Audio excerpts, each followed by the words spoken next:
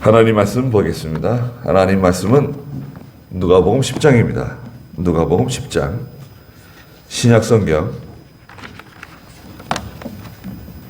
마태, 마가, 누가복음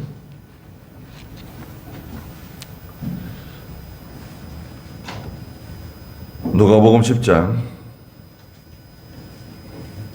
25절 말씀부터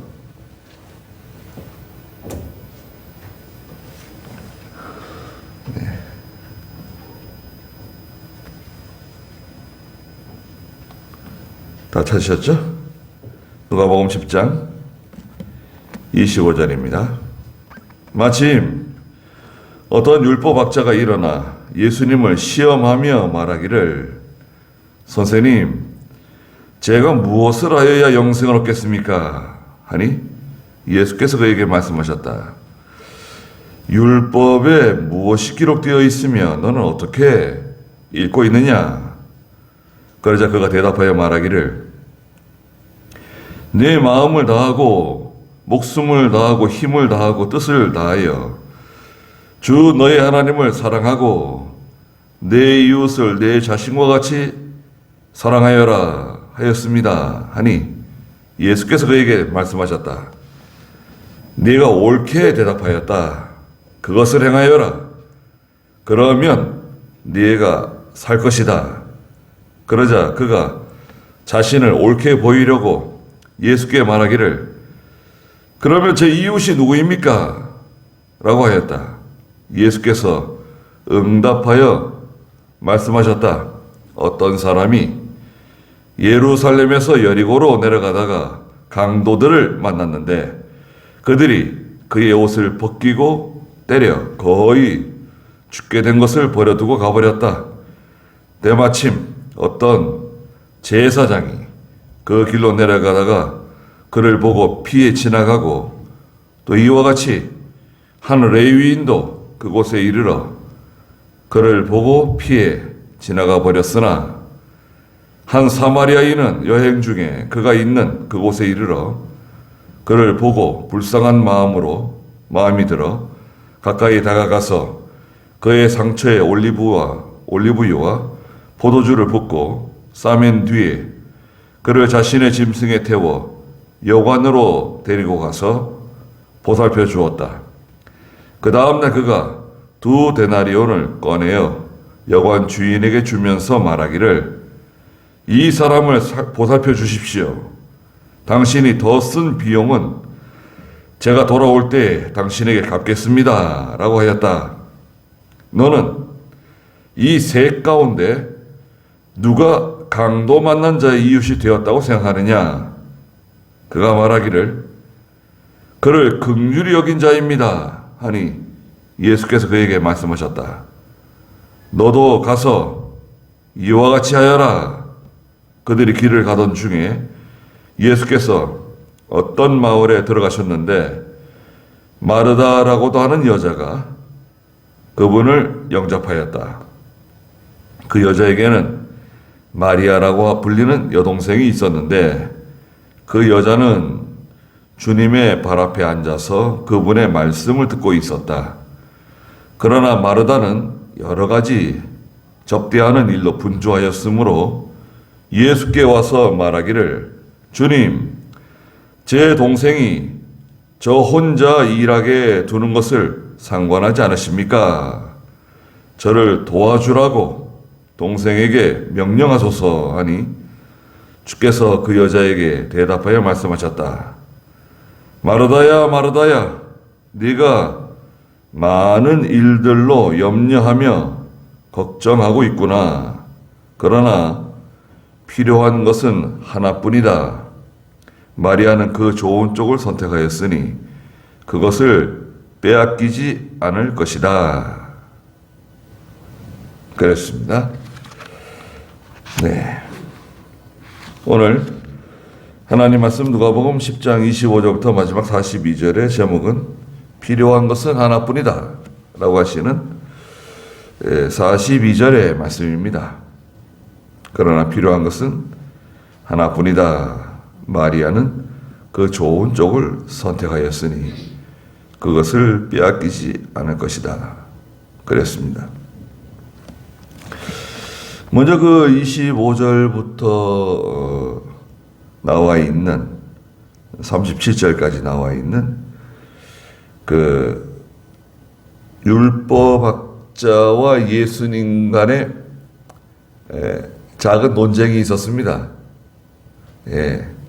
서로 질문하고 대답하면서 논쟁했는데요. 그 논쟁의 핵심은 영생 문제입니다. 영생.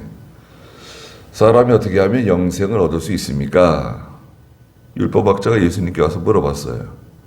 율법학자라고 하는 이 사람은 신분적으로는 귀족에 속한다고 할 수 있습니다.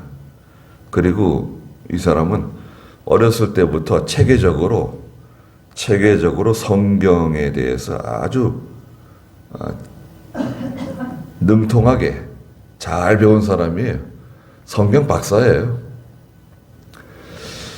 그러니까 예수님과 함께 말하자면 성경 가지고 맞짱 뜬 거예요. 예수님께서 혹시 성경에 맞지 않는, 율법에 맞지 않는 무슨 말씀을 하시면 가만히 놔두지 않겠다. 이런 작심을 하고 이런 질문을 한 것입니다. 어떻게 하면 영생을 얻을 수 있습니까? 그러니까 예수님께서 되물었습니다. 받아쳤어요. 26절에 율법에 무엇이 기록되어 있으며 너는 어떻게 읽고 있느냐? 너 율법을 잘 알지 않느냐? 율법에는 뭐라고 기록되어져 있느냐? 물었습니다. 그랬더니 이 율법학자가 질세라. 율법에는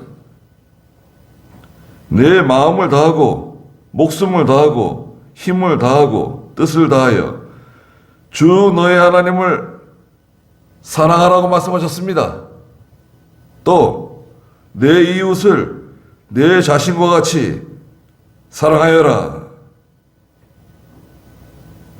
말씀하셨다는 거예요. 그러니까 이것은 툭 치면 나오는 거예요. 성경이 그냥 쏟아져 나오는 겁니다. 이것은 각기 다른 말씀이에요. 이 율법학자가 예수님의 질문에 대답했는데 먼저 대답한 것은 신명기에 있는 말씀입니다. 신명기 6장 5절에 하나님을 사랑하라고. 어떻게 사랑하느냐?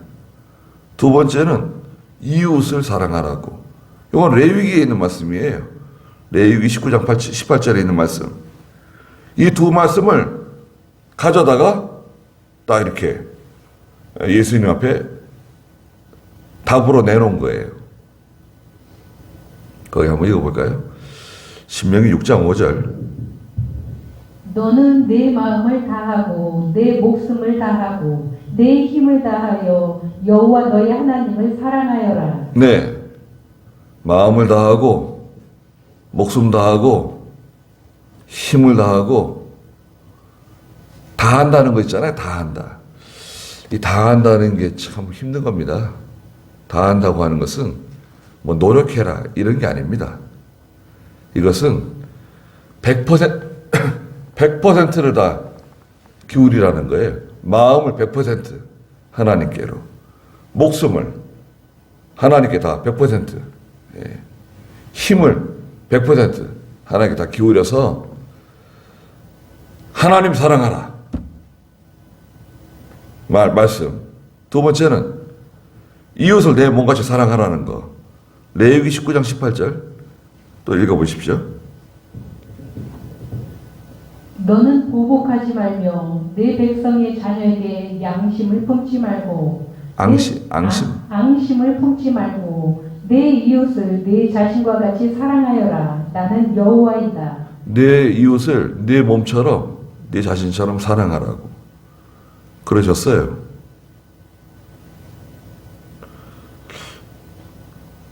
그러니까 이 율법학자는 당당합니다. 모르는 게 없어요. 예수님께서 성경에는 뭐라고 말씀하셨는가 물어봤더니 성경 신명기에 있는 말씀하고 레위기서에 있는 말씀을 따가지고 예수님께 딱 이렇게 대답을 했습니다. 그러니까 예수님께서 또 물어봤어요. 28절에 네가 옳게 대답하였다. 그것을 행해라. 잘 대답했어. 성경에 기록되어져 있는 그 율법에 기록되어져 있는 대로 그대로 해라. 그러면 네가 영생을 얻게 될 것이다. 그런데 그대로 할 수 있다는 겁니까? 할 수 없다는 겁니까? 그건 불가능합니다. 우리 새벽에 지금 로마서 하고 있는데요. 로마서 지금 4장, 5장 나가고 있는데 인간 개인의 노력이라든지 인간 개인의 공로를 가지고는 하나님의 나라에 들어갈 수가 없어요. 여러분, 내가 율법을 지켜서 구원받겠다. 여기 율법주의거든요. 우리는 어떻게 믿습니까? 우리는 인간의 노력이나 인간의 공로로는 도저히 율법을 다 완성할 수 없기 때문에, 지켜드릴 수 없기 때문에 예수 그리스도의 십자가 부활을 믿음으로 구원받는다는 것을 믿습니다. 예수 믿습니다. 예수 믿음으로 구원받고 영생 얻는 것으로 믿는 겁니다. 이게 복음이에요. 복음은 십자가 부활인데 예수 그리스도의 십자가의 보혈로 죄 용서함 받고 예수님의 부활로 내가 의롭다함을 얻고 영생길 걸어가는 겁니다. 이 세상에서 사는 건 잠깐이거든요. 요 잠깐 동안 영생을 준비하는 거예요. 여기서 우리는 영원히 살지 않습니다. 우리는 여기서 절대 영원히 살 수가 없어요. 여기에 소망을 두면 안 됩니다. 자, 예수님께서 율법학자에게 네가 말한 대로 그걸 다 지켜라. 그러면 너 영생 얻는다. 그래서 율법학자가 속이 뜨끔한 거예요. 이건 내가 지킬 수가 없는 거거든. 완전히 지킬 수가 없어요. 불가능해요. 그럼에도 불구하고 이 율법학자가 예수님께 뭐라고 말했습니까? 29절에 그가 자신을 옳게 보이려고 예수님께 말하기를 그러면 제 이웃이 누구입니까? 이웃을 사랑하라고. 이웃이 누굽니까? 또 물건을 얻었어요. 예수님께. 이것도 어려운 질문이네요. 이웃이라고 말씀하시는 그 이웃은 대체 누굽니까? 그랬더니 예수님께서 즉답을 피하시고 비유를 들어서 말씀하셨어요. 30절 읽어보세요. 예수께서 응답하여 말씀하셨다. 어떤 사람이 예루살렘에서 여리고로 내려가다가 강도들을 만났는데 그들이 그의 옷을 벗기고 때려 거의 죽게 된 것을 버려두고 가버렸다. 때마침 어떤 제사장이 그 길로 내려가다가 그를 보고 피해 지나가고 또 이와 같이 한 레위인도 그곳에 이르러 그를 보고 피해 지나가 버렸으나 한 사마리아인은 여행 중에 그가 있는 그곳에 이르러 그를 보고 불쌍한 마음이 들어 가까이 다가가서 그의 상처에 올리브유와 포도주를 붓고 싸맨 뒤에 그를 자신의 짐승에 태워 여관으로 데리고 가서 보살펴 주었다. 네. 자, 예수님께서요. 아주 보편적인, 아주 이해하기 쉬운 그런 비유를 들어주셨어요. 어떤 사람이 예루살렘에 왔다가 여리고로 내려가는 거예요. 여리고는 자기 집이 있는 곳이고 예루살렘에 온 것은 아마도 이제 하나님께 제사 지내기 위해서 예배 드리기 위해서 예루살렘에 갔다가 여리고로 내려가는 겁니다. 여리고. 자, 예루살렘이라고 하는 것은 영적으로 말하면 성전 생활하는 사람이에요. 성전 생활하고 기도 생활하는 자리를 떠나서 여리고는 여호수아 6장에 가면 저주받은 도성이에요. 무너지고 하나님께 심판받은 저주받은 도성 여리고 세상으로 내려가는 거예요. 세상과 자기 중심으로 또 세상 물질로 예배 생활하고 하나님을 찾고 신령한 생활하던 성도가 이제 여리고로 내려갑니다. 실제 예루살렘에서 여리고로 가는 길은 도적대가 왕왕 나타나는 그런 그 위험한 길입니다. 이 길은 여행자들이 예루살렘에서 여리고로 내려갈 때는 혼자 가면 안 돼요. 혼자 가면 안 되고 여러 사람이 같이 어울려서 조심스럽게 가야 하는 그런 코스예요. 그런데 거기 혼자 지나가다가 강도들을 만났네요. 강도들. 영적으로는 마귀들입니다. 강도들을 만났어요. 그래가지고 옷을 벗기고 때려 거의 죽게 된 것을 버려두고 갔습니다.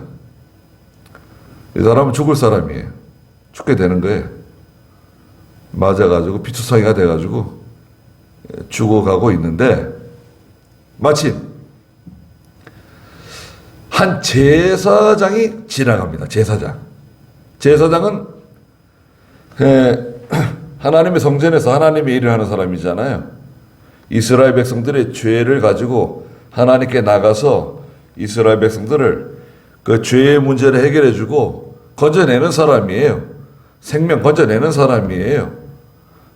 도와주는 사람입니다.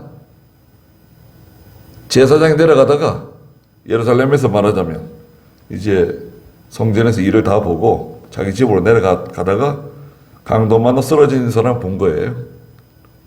깜짝 놀랐겠죠. 그런데 제사장은 그 자리를 피했습니다. 왜요? 내가 여기 있다 나도 강도 만날 수 있으니까.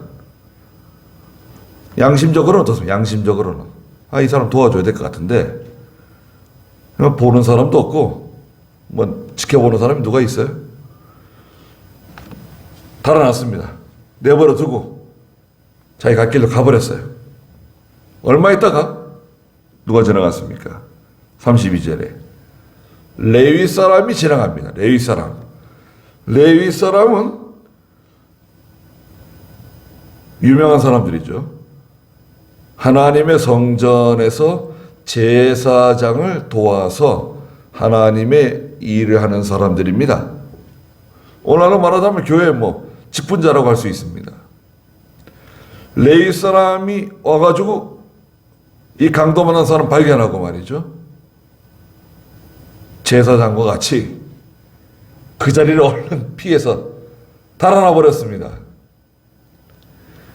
양심의 가책을 받았겠죠. 이 사람 도와줘야 될 것 같은데, 이거 보는 사람도 없고, 너무 위험해. 여기서 걸음을 멈추고 시간을 지체하다가는 나도 저 사람처럼 될 가능성이 많단 말이죠. 피해 달아났습니다. 그리고 좀 얼마 지나서 누가 지나가죠? 한 사마리아 사람이 지나갑니다. 사마리아 사람은 멸시와 천대를 받는 사람입니다. 너 고향이 어디냐? 사마리아다. 사마리아 그러면 벌써 이건 이 사마리아 사람이로구나. 또 사마리아 사람은요, 척 보면 알아요. 또 말씨를 들으면 알아요. 이게 사마리아 사람이로구나. 사마리아 사람은요, 상종을 안 해요. 이 예루살렘 유다 백성들은, 저 북이스라엘, 특히 사마리아 사람은 개 취급이에요. 그리고 여행을 갈 때도요, 사마리아 성을 이렇게 성을 통과해서 질러가면 가까운데, 사마리아 땅을 밟고 싶지 않아가지고, 전 더러운 곳이다, 저기. 삥 돌아가요. 사마리아 성을 삥 돌아서, 먼 길로 사마리아를 피해갑니다. 그러니까 이 사마리아 사람은 무시당하는 사람입니다. 천대받는 사람이에요. 근데 이 사마리아 사람이 지나가다가 그 강도 만난 사람을 보고 어떻게 했습니까? 33절에 보니까 불쌍한 마음을 가졌습니다. 불쌍히 여기는 마음, 동정심, 긍휼히 여기는 마음을 가졌어요. 참 너무 안 됐다. 불쌍한 여기는 마음을 갖고 어떻게 했습니까? 34절 읽어보세요.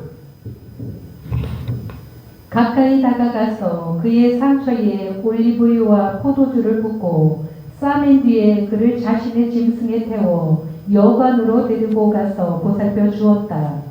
그 다음 날 그가 2데나리온을 꺼내어 여관 주인에게 주면서 말하기를 이 사람을 보살펴 주십시오. 당신이 더 쓴 비용은 제가 돌아올 때에 당신에게 갚겠습니다. 라고 하였다. 너는 이들 셋 가운데 누가 강도 만난 자의 이웃이 되었다고 생각하느냐? 그가 말하기를 그를 긍휼히 여긴 자입니다 하니 예수께서 그에게 말씀하셨다. 너도 가서 이와 같이 하여라. 네. 그 사마리아 사람이 내려가지고 그 강도 만나가지고 거의 죽게 된 사람에게 가까이 가서 보니까 이거 뭐 피투성이가 돼가지고 말이죠. 거의 뭐 숨 넘어가게 생겼어요. 이게 내버려뒀다가는 얼마 못 가서 죽을 것 같아요. 그래서 자기가 가지고 있는 그 물건 중에 올리브유, 감람유죠. 올리브유하고 포도주를 가져다가 상처에 발라줬어요. 성경에서 그 감람유, 올리브유는 신령한 은혜를 상징합니다. 성령의 감화, 감동. 포도주는 진리를 상징해요, 진리. 진리와 영감, 진리를 상징합니다. 그 성령의 감동과 하나님의 말씀을 가지고 이 사람은 치료해 주는 거예요. 그 사마리아 사람은 누굴 말하죠? 예수님께서 이 사마리아 사람을 은근히 지금 예수님께서 자신을 드러내신 거예요. 사람들에게 멸시받고 천대받고 인정받지 못하는 율법학자, 네가 나를 인정하지 않는 것처럼 너 나를 인정하지 않는 거 아니냐? 근데 사마리아 사람이 올리브유와 포도주로 치료해 주는 거예요. 약을 쓰는 거예요. 약을 쓰고 그 다음에 싸매어 주고 자기 짐승에 태워 여관으로 데리고 가서 보살펴 줬습니다. 여관은 어디입니까? 여관은 신약시대 교회를 말합니다. 교회 다 막힌 거예요. 교회 다 막혀놓고 그가 다음날 35절에 2데나리온을 더 가져가서 여관 주인에게 주면서 말했습니다. 이 사람을 좀 보살펴 달라고. 2데나리온은 여관 주인에게. 2데나리온은 뭔가요? 2데나리온은 진리와 영감입니다. 하나님의 말씀과 성령의 감동 주고. 여관 주인은 누구죠? 신약시대 하나님의 종입니다. 교회 하나님의 종, 교역자, 목회자에게 진리와 영감을 맡겨서 이 강도 만나 쓰러져 있는 사람, 피투성이가 되어 있는 사람, 세상에서 상처받고 그 세상에서 고생하면서 피투성이가 되어가지고 하나님의 교회에 들어오는 하나님 백성을 잘 돌봐주라고 하나님 말씀으로 하나님의 감동으로 치료해주고 싸매주고 잘 보살펴주라고 맡긴 겁니다. 그게 교회의 사명이고 하나님의 종의 사명이에요. 제사장은 뭐예요? 제사장, 저 레위 사람들. 그 의식주의죠. 의식주의. 형식주의. 의식적으로는 뭐 예배 드리고 하나님 잘 섬겨드리고 거창한 제사, 의식, 아름다운 그런 거룩한 것처럼 보이는 그 형식적인, 외식적인, 의식적인 거 가지고는 생명을 살려내지 못한다는 거예요. 그 가지고는 안 된다는 거예요. 난 제사장이다. 그래서 어떻게 하라는 거예요? 난 하나님의 종이다. 난 예수 몇 년 믿었다.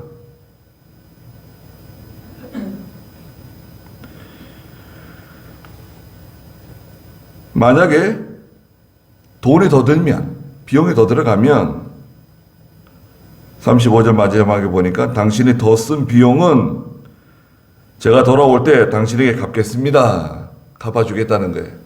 언제 갚아주시죠? 예. 예수님 재림하실 때 다 갚아주시는 겁니다. 많이 애쓴 거, 수고 많이 한 거, 하나님의 교회를 받드느라고, 하나님의 일에 협력하느라고 수고한 것들, 그거 다 갚아준다. 자, 그리고 예수님께서 그 율법학자에게 물어봅니다. 야, 이 세 사람, 제사장, 레위 사람, 사마리아 사람, 이 세 사람 중에 누가 강도 만난 사람의 이웃이 되겠느냐? 물어봤습니다. 그랬더니 그 율법학자가 뭐라고 말하죠? 사마리아 사람입니다. 이렇게 말하지 않고 사마리아 사람이라고 하는 말은 죽어도 하기 싫은 거예요. 그러니까 뭐라 그랬습니까? 그를 긍휼히 여긴 자입니다. 이것도 양심 안 쓴 겁니다. 사람이 진실해야지. 진실하게 말해야 되는 거 아닙니까? 자기 마음에 안 맞더라도 진실하게 말해야지. 입은 삐뚤어져도 말은 바로 하라고. 그렇지 않습니까? 사마리아 사람입니다. 이렇게 얘기해야지. 그 강도 만난 사람을 긍휼히 여겨준, 불쌍히 여겨준 사람이 이웃입니다. 예수님께서 그걸 뭐 나무라지 않으시고 너도 가서 그와 같이 하라고 그러셨어요. 영생을 얻는 방법이 무엇이냐? 영생을 얻는 방법은 예수님께서 가르쳐 주시는 것은 그 사마리아 사람 봐라, 사마리아 사람. 그 사마리아 사람은 예수님 자신을 비유적으로 이렇게 투영시킨 거예요. 은유적으로, 비유적으로 이렇게 보여주신 거예요. 내가 그 사마리아 사람이라는 것을 그 율법학자에게 가르쳐 주신 거예요. 율법학자도 알고 있는 거죠. 아, 예수가 자신을 사마리아 사람으로 지금 말하고 있구나. 예수 믿음으로 구원받아야 된다. 예수 믿지 않고서는 다른 방법으로는 구원의 길이 없다는 것을 가르쳐 주신 겁니다. 자, 이 율법학자는 예수님을 영접했을까요? 그 뒤에 뭐 일어난 일에 대해서는 기록하지 않으셨습니다. 여튼 오늘날에도 이런 율법학자와 같이 자신을 의롭게 여기고 자신의 어떤 외부적인, 의식적인, 형식적인 자기의 외부적인 것을 드러내고 자랑하고 그것을 그런 자부심을 가지고 있는, 그럴 수 있습니다. 그러나 실제적으로 우리가 하나님을 섬기는 것은 내용이 좀 다르죠.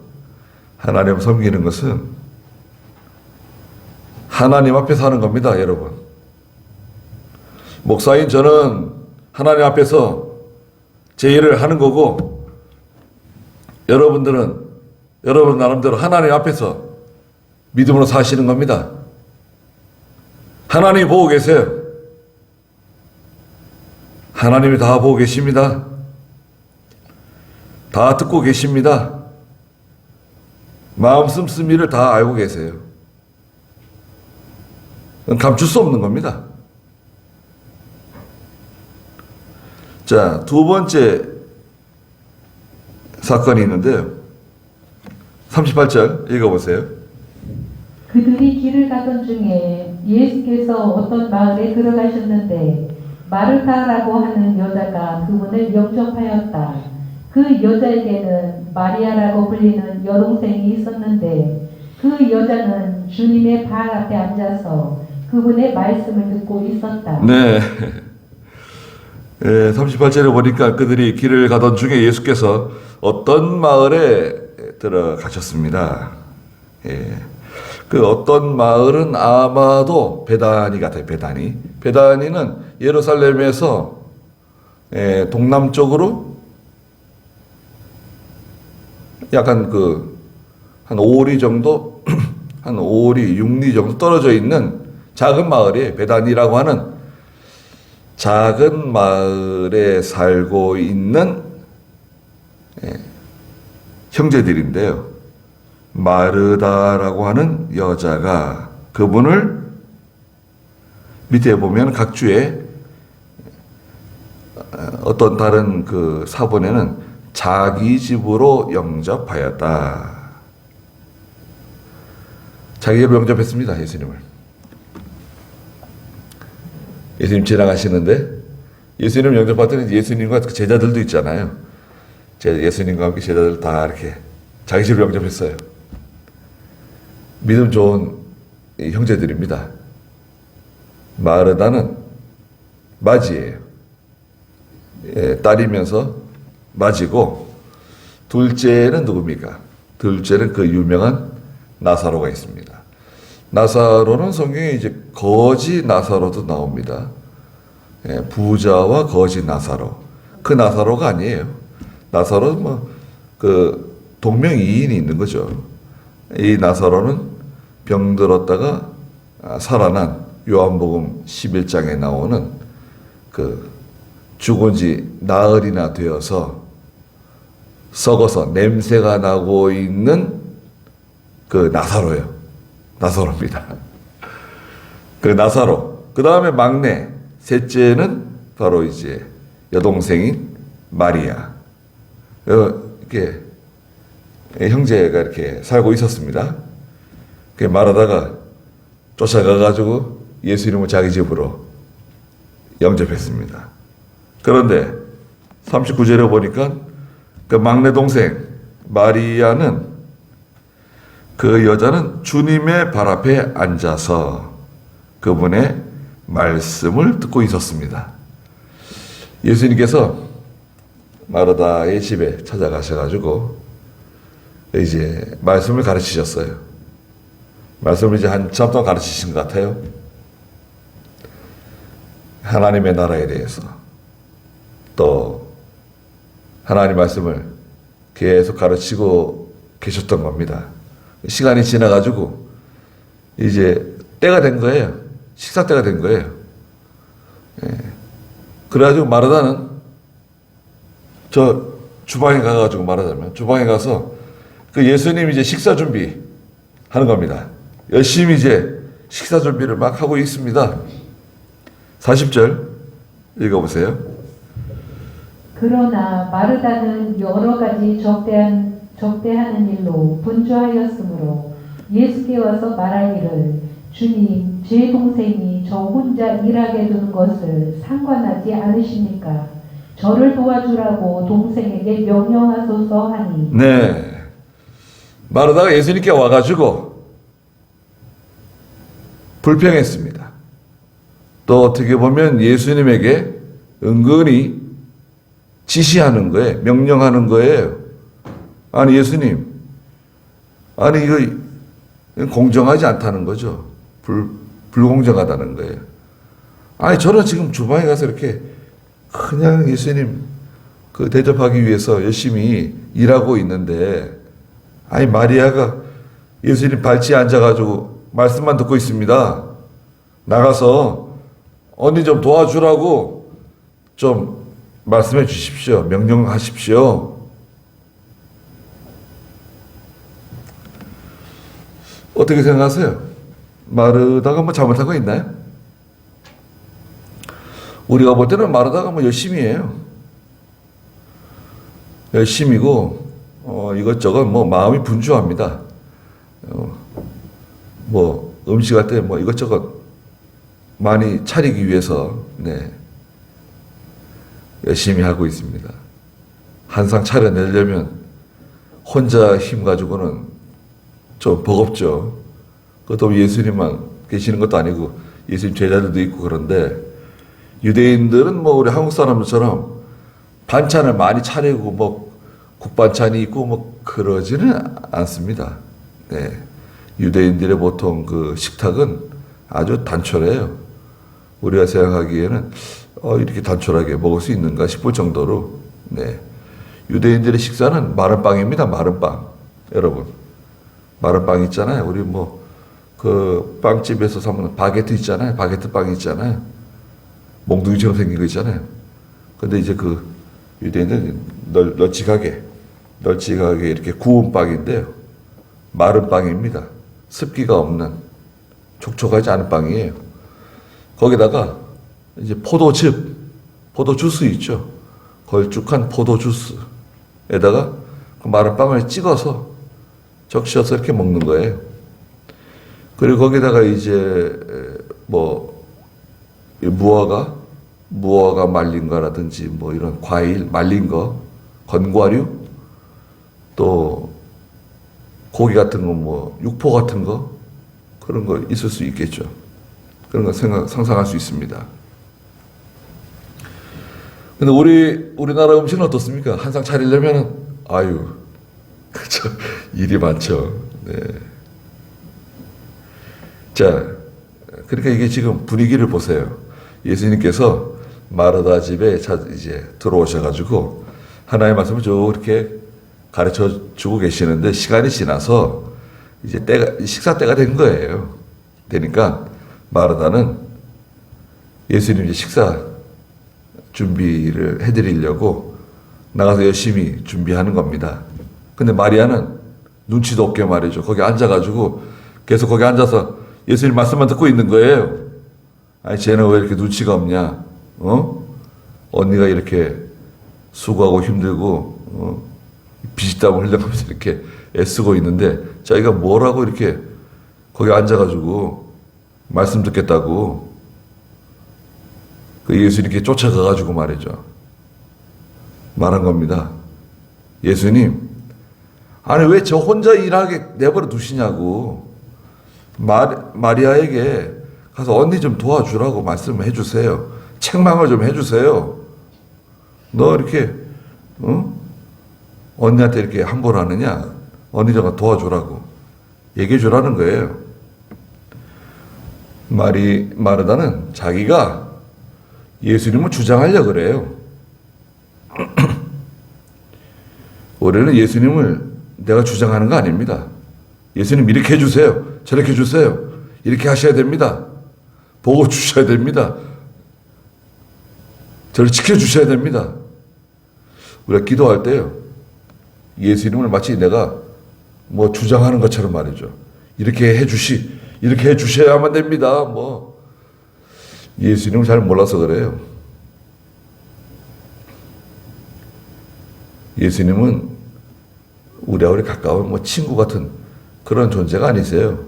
성경에서는 예수님께서 내가 네 친구다 이렇게 말씀하시고 하나님께서도 아브라함은 내 벗이다 말씀하세요.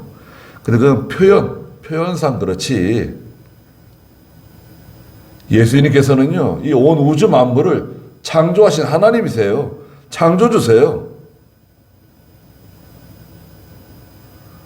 저 하늘 우주 공간을 보호자 삼으시고 이 땅을 발등상 삼으시는 분이세요. 내가 하나님께 예수님께 이렇게 해주세요. 저렇게 해주세요. 그런 태도는 합당치 않습니다. 그리고 그 원망하는 마음 속에 있잖아요. 불평하는 마음. 나는 이렇게 하고 있는데 왜 저 사람은 저러냐? 나는 이렇게 수고하는데, 나는 이렇게 믿음을 하는데, 나는 이렇게 애를 쓰고 있는데 저 사람은 뭐냐? 저거 하는 것도 없이 대접받고 존경받고 인정받고. 이건 차별이다. 교회가 차별하면 되냐? 이렇게 나가는 겁니다. 그런 마음이 들어왔어요. 이건 시험이 들어온 거죠. 시험이에요. 마르다 속에 들어온 시험입니다. 열심 있는 성도에게 찾아오는 시험이에요. 자기를 너무 이렇게 내세울 필요 없어요. 그러니까 예수님께서 하시는 말씀이 뭔가요? 41절에 주께서 그 여자에게 대답하여 말씀하셨다. 마르다야, 마르다야. 이름 불러주셨어요. 마르다야, 마르다야. 그 말 속에는 뭐가 들어있을까요? 그래, 네가 얼마나 애쓰는지, 얼마나 수고하는지, 얼마나 나를 사랑하는지 나도 알고 있다. 그런 뜻입니다. 마르다야, 마르다야. 다 알고 있다. 그런데 네가 많은 일들로 염려하며 걱정하고 있구나. 너무 마음이 분주해요. 이것저것 그 마음이 분주하고 많은 일들로 염려하고 걱정하고 있는 겁니다. 그 단어에는요, 예수님께서 말씀하신 그 단어는 염려와 걱정이 따로따로 이렇게 다 기록되어져 있습니다. 염려와 걱정이에요. 하나님의 일을 하면서 염려와 걱정합니다. 여러분 생각해 보세요.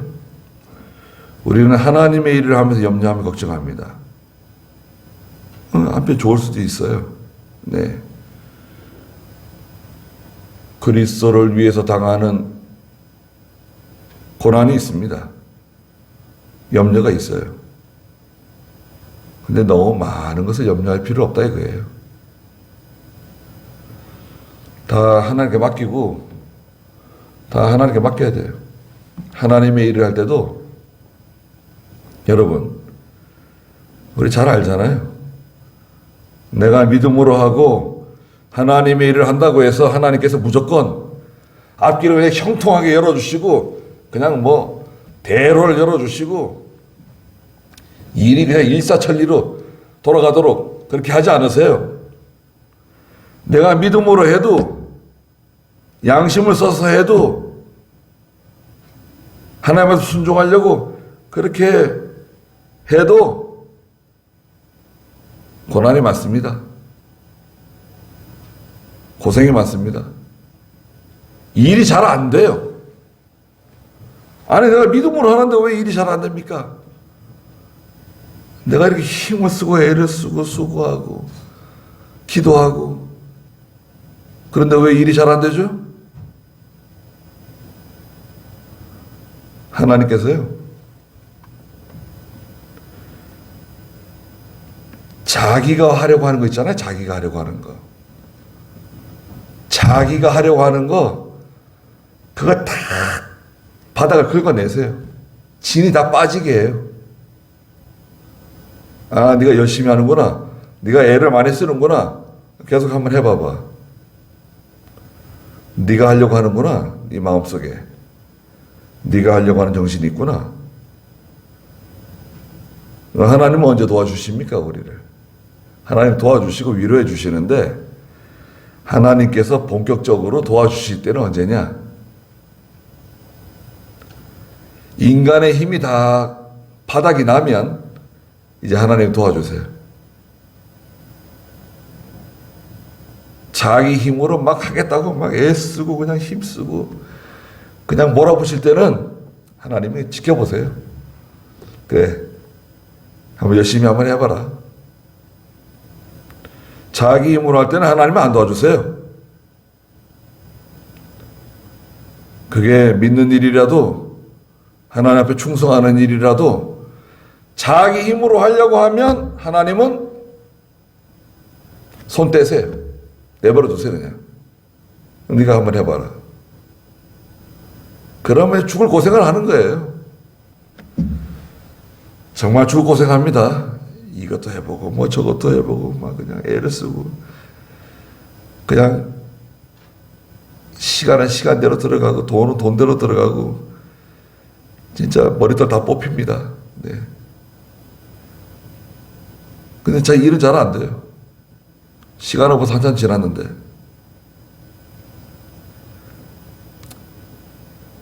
내가 하려고 하면 그건 힘든 겁니다, 여러분. 내가 하려고 하면 그 우리 인본주의라 그러잖아요. 인본주의. 자기가 하려고 하는 건 힘들어요. 예수 믿는 성도라 할지라도 하나님 도와주시긴 도와주세요. 근데 가만히 지켜보십니다. 언제나 포기하는가? 언제나 손들고 정부의 의지 없어서 손들고 옵니다. 말은 뭐 그렇게 해도 사실은 안 그래요. 무슨 손을 들어요? 예, 손 안 들고 다 자기가 하려고 그러는 겁니다. 기도는 하죠. 하나님 의지합니다. 하나님만 바라봅니다. 그리고 기도 끝나고 자기가 또 하는 거야. 또 자기가 하는 거예요. 그러면 하나님이 내버려 두세요. 네가 한번 계속 해봐라. 큰일 납니다. 큰일 나요. 그건 점점 더 힘들어져. 야, 이거 뭐 좁은 길을 가는 길이 힘들다 그러더니 내가 좁은 길을 가서 그런가 보다. 천만에 봤어. 그건 좁은 길이 아니에요. 자기가 하려고 하기 때문에 힘든 겁니다. 자기가 하려고 하기 때문에. 자기가 하려고 하는 증거가 뭐냐? 증거 있어요? 내가 하려고 한다는 증거가 뭡니까? 증거가 있죠. 증거는 뭐냐? 기도하지 않는 거예요. 기도하지 않는 거는 자기가 하려고 하는 겁니다. 그건 힘든 거예요. 42절에 읽어보세요. 그러나 필요한 것은 하나뿐이다. 마리아는 그 좋은 쪽을 선택하였으니 그것을 빼앗기지 않을 것이다. 네, 이거 참 42절이 말이죠. 여러분, 그 원문에는요, 우리 개혁성경 번역할 때 원문에는 이렇게 돼 있어요. 저기 지금 42절 지금 읽은 것처럼. 근데 우리 선배들이 어떻게 번역했냐면 앞에다가 하나 붙였어요. 몇 가지만 하든지 그거 다 붙였어요. 그 원문에 없는 거예요. 성경 원문에 없는 거. 그 우리 한국 사람의 정서에 맞게 갖다 붙인 거예요. 성경에다가. 깜짝 놀랄 만한 일이죠. 몇 가지만 하든지 갖다 붙였어요. 원문에 그거 없어요. 올해 성경에 그게 없는 거야, 그게. 몇 가지만 하든지는 없어요. 성경에 이렇게 돼 있는 거예요. 42절에. 그러나 필요한 것은 하나뿐이다. 말하다야. 너 이것저것 뭐 하려고 마음이 분주하고 바쁜데 그만해라. 필요한 것은 하나뿐이야. 뭐가 필요하다는 거죠? 하나는 뭔가요?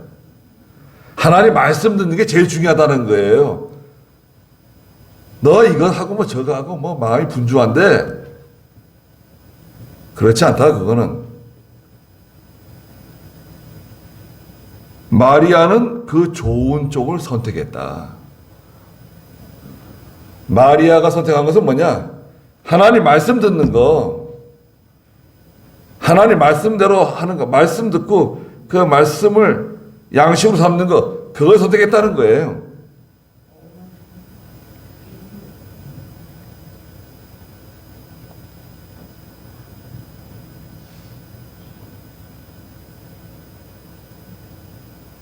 말씀 듣는 걸 선택해야 되는데.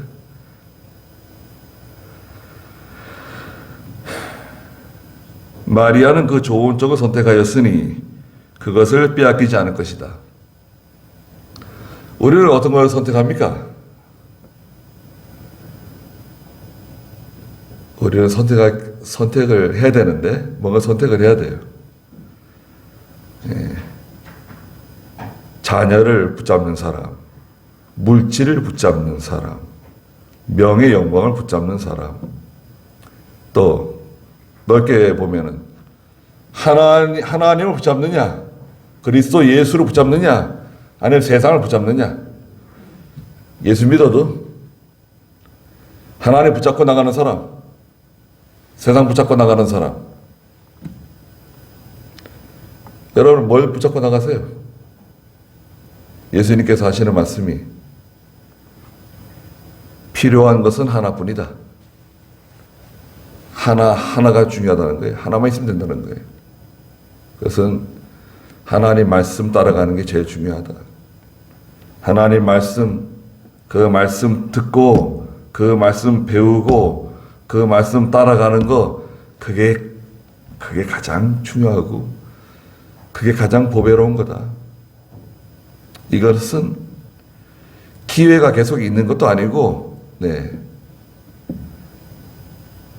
여러분 말씀 듣는 게 계속 영원히 우리 기회가 주어지는 거 아닙니다.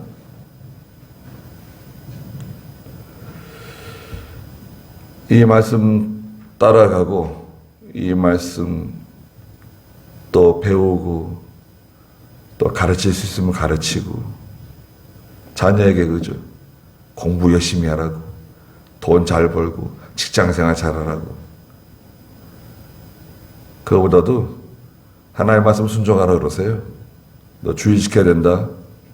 너 돈 수억, 수십억, 수백을 벌어도 너 하나님 말씀 안 지키고, 주일 안 지키고, 12조 생활 안 하고, 그렇게 해가지고는 희망 없다. 그렇게 하면 안 된다. 하나님 앞에서 말씀 지키는 것부터 바로 해야 된다. 하나님 말씀 지키는 거, 순종하는 거, 기도하는 거, 그거 다 뒤로 빼놓고, 뭐 당장 급하다고 뭐 그냥 분주해가지고 아침부터 일찍 일어나가지고 뭐 이것저것 분주하게 하고, 그래야 시간 다 보내고, 제대로 뭐 말씀 읽지도 못하고 듣지도 못하고, 예배 참여도 제대로 못하고. 요즘에는 우리 유튜브로 계속 내보내잖아요. 우리 예배 새벽 예배부터 유튜브로 다 나가잖아요. 용인 송정교회 치면은 바로 뜨잖아요. 지금 280개 들어갑니다. 거의 300개 가까이 돼요. 저는 유튜브 이거 올리는 거 별로 좋아하지 않는데 어쩔 수 없이 올리는 겁니다. 근데 제가 뭐 말씀 부족해도 들으세요. 그냥 켜놓으세요. 그냥 좋아요 누르시고 좋아요 누르시면요, 우리가 모르는 1000명에게 이게 가요. 한번 딱 누르면요, 내가 모르는 1000명에게 영상이 날아가요. 이렇게 좋잖아요. 전도하는 셈 치고 누르세요. 예. 자, 저는 이제 영생 문제인데요. 영생 문제는 우리가 해결받았어요. 예수 믿고. 근데 이제 의식적인 거, 외식적인 거, 그걸로는 안 된다는 거죠. 그리고 이 제일 중요한 것이 무엇인가? 제일 중요한 것은 하나뿐이다. 하나님 말씀 따라가는 거. 하나님 말씀 따라가는 건 제일 중요합니다. 여러분, 우리 건강이 이러면요, 건강이 없으면 이 말씀 듣기 힘들어요. 예배당에 와가지고 이렇게. 우리 예배당 얼마나 좋습니까? 하나님이 교회도 지어주시고, 언제든지 기도할 수 있고 말이죠. 이런 좋은 환경에서 신앙생활 잘 하시길 바랍니다. 기도하시자고요. 거룩하신 하나님, 은혜와 사랑을 감사드립니다. 저희가 그 율법주의자와 같이 이 형식적이고 의식적인 신앙이 아니라 진정으로 하나님을 사랑하고 예수 그리스도를 바라보고 살아가는 저희가 다 되게 해주시옵소서. 그리고 마리아와 같이 예수님의 발치에 앉아서 예수님의 입에서 떨어지는 그 하나님의 말씀을 사모하고 그 말씀을 간절히 따라가는, 그 말씀을 받기를 바라는, 그 말씀으로 살아가기를 원하는 저희가 다 되게 해주시옵소서. 또 저희 교회가 주님 재림하실 때까지 진리의 교회로 남을 수 있도록, 또 이렇게 하나님 섬기는 저희의 모든 이 방식대로 이것이 잘 보존될 수 있도록 하나님께서 은혜를 내려 주시옵소서. 예수님의 이름으로 기도드리옵나이다. 아멘. 한 번 더 기도하겠습니다. 우리 주 예수 그리스도의 크신 은혜와 하나님 아버지의 무한하신 사랑하심과 성령의 감화하시고 감동하시는 은혜의 역사가 사랑하는 모든 성도들과 믿음의 가정들과 믿음의 자녀들에게 항상 계시기를 축원하옵나이다. 아멘.